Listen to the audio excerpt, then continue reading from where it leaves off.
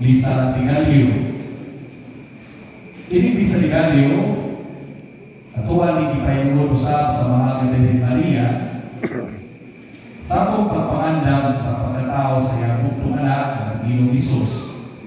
Sa kinikanindot nga buhaton, isip pagpangandam nato sa Kapaskuhan. Nini katulungan daw sa Misa Tigalio, pagkasundan nato atong pangarando niya sa pagpangutanan. Magpapili pa atong pagtuo sa Diyos, bisan kung wala kita sa kahintang na makalibog o malisod. May tanaw ninyo. Matong pa ni Mother Teresa, ang pinakagrabe ng kahintang karon, mo ang pagkasinalikuan, pagka pinasagdan, o pagkawalan, Promoprogram yang litaw. Ako matambalan ang lawas ng sakit, ilaging medisina.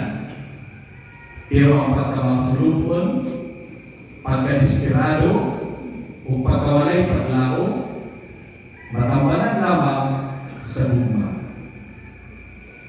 Mga igsoon, usa sa mga posibleng hinungdan ano ang usap ang tao sa iyang pagsunod sa Diyos.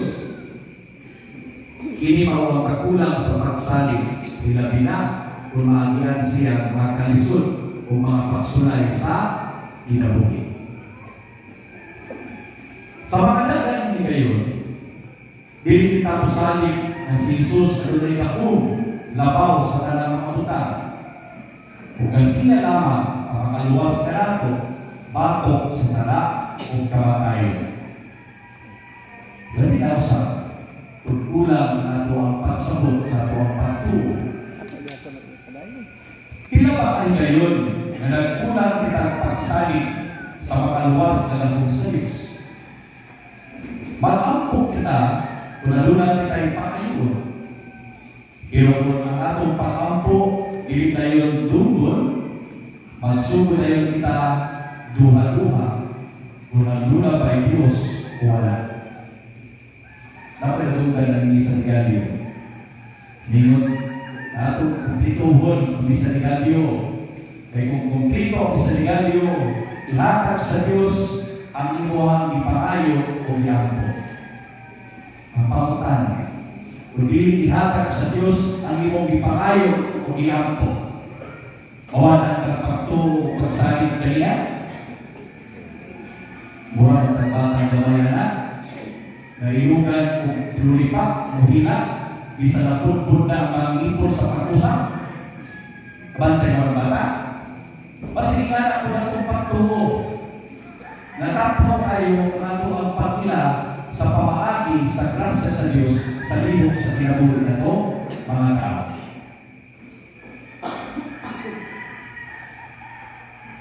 Sa panahon sa mga aksidente o katalagman, mamutanatan ng Diyos magpapagayak ka. Ang atong kagulang sa pagsalig sa Diyos o magdala ka nato ato sa mga pagtutuo o sa mga kamalanan pagkagamay sa atong pagtuo. Kung tinawag kita nga si Jesus anak sa Diyos o siya ang hari sa universo, nga ako ato ang hagiton ang iyang kapututon. Kung ituo ta na siya ang maayong magbalantay o magbibili o mahal, ganong mabalaka pamantinan.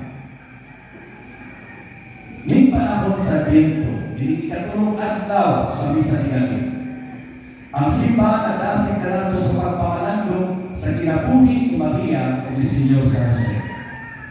Mga budilo sa likong pagtuo. Ang una, o si Maria, na nagbapdos sa kahong si Espiritu Santo. Ang iyang pagsaba makalibog o pwede maghatag kaniyang dakong kaulawa. Apan si Maria nisalig sa gisulti sa Anghel o litahan siya pinapuli ng Diyos. Paktikan ang kawatan, kamong mga lalaki dahil kamong mga bana natin. Mapagdos nyo sa ayong apikas na wak ninyo hilapti, ulawat kayo mo. May pagkalisod na dawa po. Siguro, puno sa pagmalites sa iyong mga silingan. Puno sa pagpandakot diya sa social media. Isutoy. Ang kaintan nila, may kanikaroon. Kaya ang itunol na pulong, matuhol ka pulong sa isip katao. Pakaulawan ang imuhang pamilya o imong kalibatan. Kung ikaw isong itonan. Pero sa panahon ni Maria, ang tao na mapabdos, magbilang babae mapabdos, na wala ubarni o lalaki, di ng tulong imatok. Kundi patong yun na makabukol o makapatay ng tao. Kung sa itong palisod, ang mga kahita sa mahal na Virgin Maria. Ang ikalawa, Maus Yosef. Gabisan sa dili masabdang pagmabdos ni Maria. Nagpabiling mataro